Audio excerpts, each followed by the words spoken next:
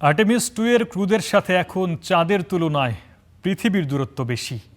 এখন তারা চাঁদের চারপাশে প্রদক্ষিণে প্রস্তুতি নিচ্ছেন। আর্টেমিস 2 এর ওরিয়ন স্পেসক্রাফটটি বর্তমানে পৃথিবী থেকে 2,78,416 কিলোমিটার দূরে এবং চাঁদ থেকে 1,73,487 কিলোমিটার দূরে আছে।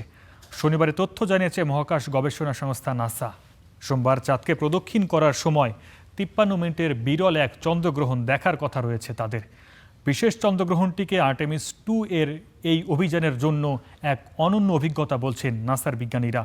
নাসার ট্র্যাকারের তথ্য অনুযায়ী প্রতি ঘন্টায় 3,743 কিলোমিটার দূরত্ব অতিক্রম করছে ওরিয়ন স্পেসক্রাফটটি।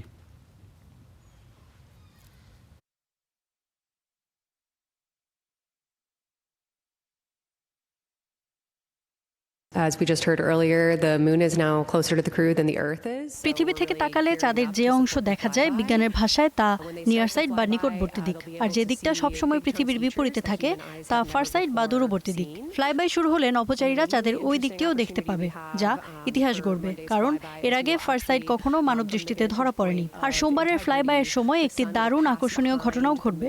স্পেসক্রাফটের অবস্থানের কারণে সূর্য চাঁদের আড়ালে চলে যাবে, ফলে একটি সূর্যগ্রহণ তৈরি হবে, যা একেবারে ব্যতিক্রমী একটি অভিজ্ঞতা।